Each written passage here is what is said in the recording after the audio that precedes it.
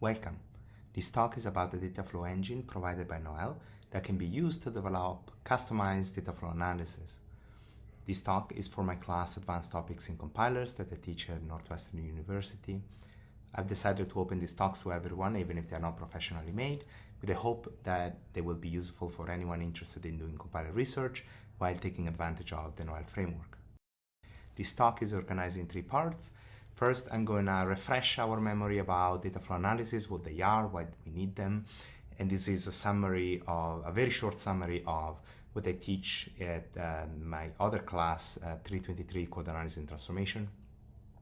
Then we're going to switch to the abstraction called data flow engine that NOELLE provides, which you can use to develop your own data flow analysis. And finally, I'm going to show how to access the set of data flow analyses that are already built using the data flow engine that we provide via NOELLE, and you don't have to re-implement them. Why do we need data flow analysis? We constantly need to improve programs for whatever speed, energy efficiency, memory requirements, or you want to decrease the memory footprint of a program, for example. And therefore, we constantly need to find opportunities to perform this type of optimizations. After you found an opportunity, let's say you realize that a given loop doesn't get vectorized and you saw how to do it or how to overcome that limitation, now you have to take advantage of this opportunity. How do you do it? Well, very typically, you have to realize which kind of information is missing to the transformation, and therefore you need to create an analysis that automatically identify this missing information and provide that to an existing transformation, let's say a vectorizer. And this is typically done with customized data flow analysis. On top of that, also new transformations might need customized or specialized data flow analysis, because new transformations need to understand specific potentially new code properties, and those properties tend to be often related to how data evolve through the code. And this is exactly the job of data flow analysis. So data flow analysis are very common solutions that in the compiler community we rely on to automatically collect properties of the code and as well as how the data evolve over time.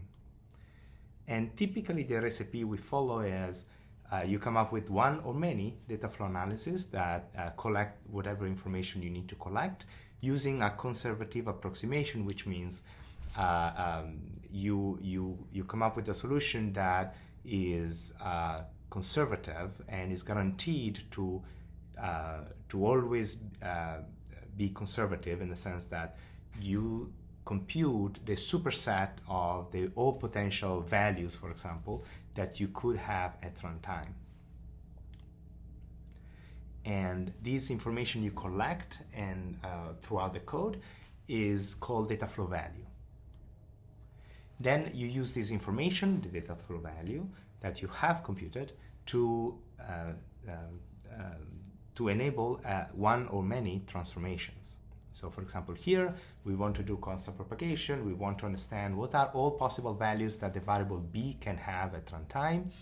We create a data flow analysis, for example, reaching definition, that identify all possible value conservatively, which means if there is a chance that b might have a given value at runtime at a point in the code, you will have that in the set. And then if it turns out to be that all possible values that b can have is a set of one element, and that element is known at compile time, in this case the constant 2, then this information, this data flow value, is used by the transformation, constant propagation, to replace the variable b with a constant 2. So the data flow value, therefore, you can think about it as a set of all possible program states or substates, the one that you care about, that can be observed at a given program point among all possible executions. And you want to have this information before and after every single instruction. Like in this case, the definition x equal to 0 reaches just after the instruction x equal to 0, but there is no definition of reach just before the instruction x equal to 0. If you didn't understand the last two sentences I said, then it means that you don't know reaching definition or concept propagation. So I would suggest to take a look at my notes in the class Coded Analysis and Transformation that you can find on my website. So these sets, the empty set and a set that only includes the definition x equal to 0, they are the in and out set of the instruction x equal to 0 that encode the data flow value of the data flow analysis reaching definition. The data flow analysis is the algorithm that computes automatically the in and out sets for every instruction. And it does that by computing a data flow analysis specific transfer functions. So what is a transfer function? Let's assume that we have an instruction I and we want to compute the in and out set of this instruction. So therefore we want to compute the data flow values of in of I and out of I. Then we need to compute the transfer function fs that relates the data flow values before and after the instruction. So for example here, from the in set, which is empty, we need to compute the out set, and to compute that, the transfer function is what relates these two sets. So the out set of I is the output of the transfer function that is data flow analysis specific, that takes as input the in of I, and this is for a forward data flow problem. For a backward data flow problem, instead, the in set of an instruction depends on the out set of an instruction via the transfer function. So notice that independently whether it's a forward or backward data flow problem, the key here is to come up with the right transfer functions that match the problem or the specifics of the problem you're trying to solve with the new data flow analysis. Let's open up these transfer functions. So a transfer function needs the information that reach a given point, so the data flow value that reach a given point in the code, let's say just before an instruction, and it take that and it transform that information, exploiting information that is specific to the instruction itself, that identify a given point in the code. And this specific information that is specific to the instruction I, that the transfer function relies on to transform the information that reached that point to propagate now the new information after that point. That instruction specific information is encoded in the gen and the kill set of that instruction. So the gen of an instruction is the data flow value added by the instruction I, and the kill set of an instruction is the data flow value removed by because of the instruction I. And the transfer function uses gen and kill to compute its output. The gen and kill are data flow analysis specific, and they are typically, not always, but they're typically data and control flow independent. Now, I'm not explaining what all this terminology means, because this is an advanced class, but if you are unfamiliar what it means to be data flow independent, please take a look at my notes of the class 323. So now that we refresh our memory about data flow analysis, let's refresh our memory on the last part of this concept, which is, or this topic, which is what are the steps to compute a data flow analysis. So first we define the data flow analysis specific gen and kill sets for every instruction. Then we implement the transfer functions that are specific to the data flow of the data flow analysis. And then we compute all the in and out set using a data flow analysis generic algorithm. In other words, the algorithm that takes the gen and kill and the transfer functions and compute the in and out is independent with the specifics of a data flow analysis. And this is why in NOELLE we provide a data flow engine that implements this algorithm that compute the data flow, the in and out sets of data flow analysis after you specify the gen, the kill, and the transfer functions. So we need a data flow engine because implementing a data flow analysis that scales well with the number of instructions, it takes time and effort. And if you have taken my class 323, you suffered a little bit about these optimization aspects on how to implement a data flow analysis that scales well. But if you notice, all of the optimizations you have implemented in 323 and more, they are actually data flow analysis agnostic. So that's why all of these complexity that is really about optimizations of having a scaling analysis or analysis that scales with the number of instructions, they can be done once and once only, and they can be put together into an engine. And then when you specify, when you want to implement a new data flow analysis, you just specify the specifics of the analysis. You rely on the engine to execute your transfer functions very effectively. So this is why we need an engine.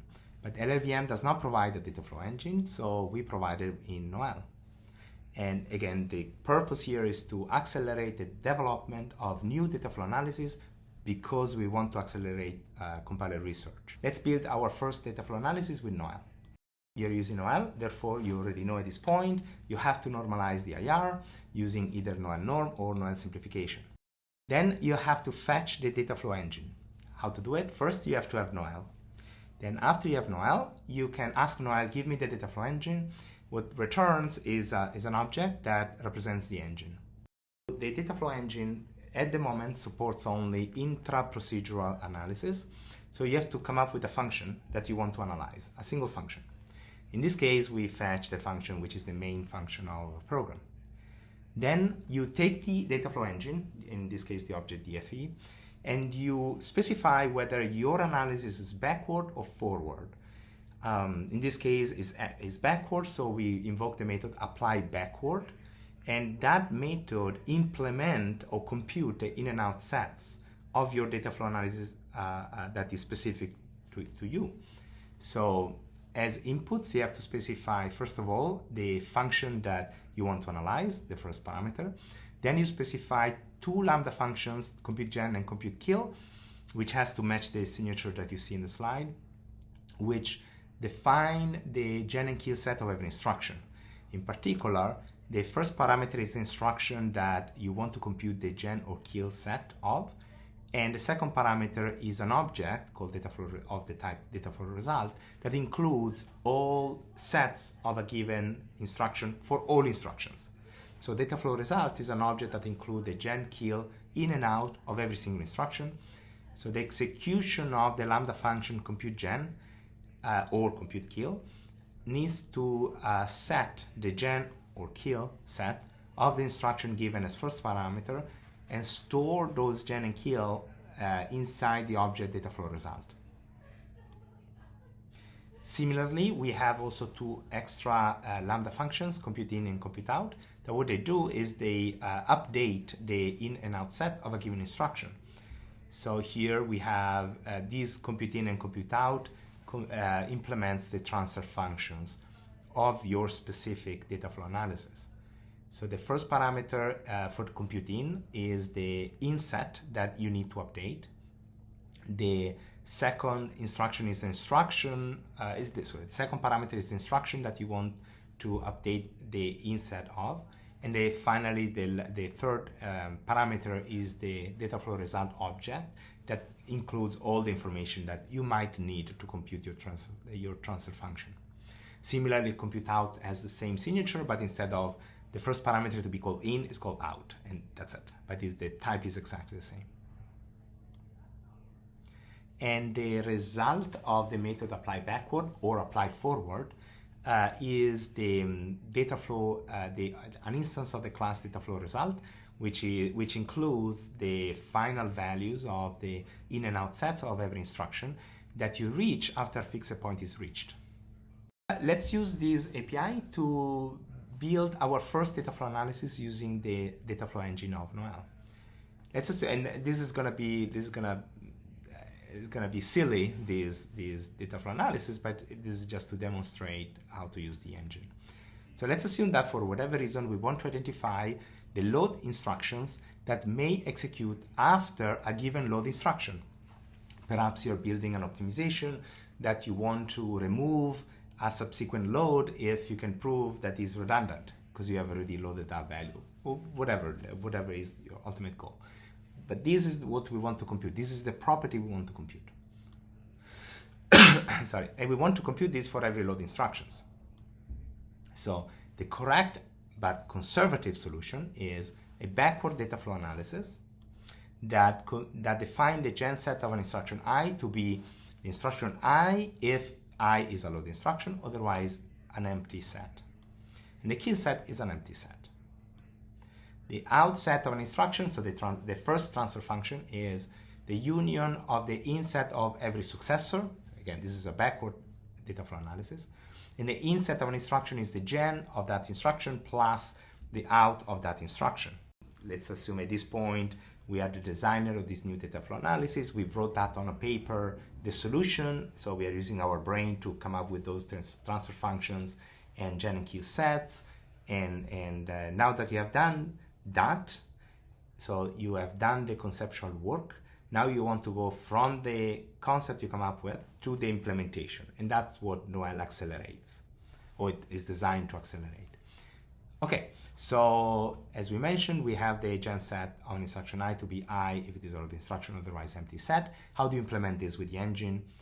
Well, you define the compute gen lambda function to pass to the apply backward API to be, you first check if the instruction is a load instruction. If it is not, you return, which means you didn't touch the gen set, which by default is empty. Otherwise, you fetch the gen set of that instruction and you add I to it. So the gen set of an instruction starts to be empty. So therefore, when you add I, now you have a set that includes only I. Which this implementation in few line of code, you have defined the gen set of an instruction for every possible instruction in any possible function. Now the kill set is empty in all cases, so this is even easier. Lambda function that the body is empty. Now, how do you compute the outset? The outset is computed by defining a lambda function that you pass to apply backward. In this case, we want to do the union of the inset of every successor. So for every successor, the lambda function compute out would be, the engine will invoke that every time it's needed. So at every invocation of the lambda function compute out, we just have to append, or we just have to enhance the outset or update the outset, focusing just on one successor, and the successor is the one given as input here as a parameter succ. So we take the first parameter out, which is what we need to update. This is the outset of the instruction I, which is not given as input at this point. So we fetch the inset of the successor, and then called here in of s. And then we take the outset and we add all the elements that is inside the in of the successor. Now, how do we compute the inset? Well, here we need to do the union of gen and the outset of the instruction. In this case, we take the first parameter is the inset that we have to update. So we fetch the gen and the outset of the instruction that we need to update, which is the second parameter. And then we append to the inset of the instruction, the out and the gen set of the instruction itself. And then we invoke apply backward, and you're done. The object return custom data flow result includes all the in and out sets that you have after a fixed point is reached. Let's assume that we want to find all instructions in the outset of a given load instruction. Then we iterate over the instructions of a function. If it is not a load, we skip it. If it is a load, now we want to access the outset of that instruction, of that load instruction. So we take the custom DFR object, we fetch the outset of the instruction we care about. Now the result is a set of instructions, and then we iterate over and we print it, or we use that information. Finally, there is a set of data flow analysis that we built using the data flow engine, and we expose them via the NOELLE public API, so then you don't have to re-implement them How to access this data flow analysis? You first fetch NOELLE, then you fetch the data flow analysis abstraction, which is the set of data flow analyses that are already implemented inside NOELLE using the data flow engine. And then you take the function that you want to analyze. And finally, you use the set of data flow analysis abstraction object, and you run whatever specific data flow analysis you care about by invoking run and then the name of the data flow analysis that you want to rely on, and you pass the function you want to analyze as input, and the result is the same custom data flow result object that we saw before. I hope this talk is going to help you, and good luck.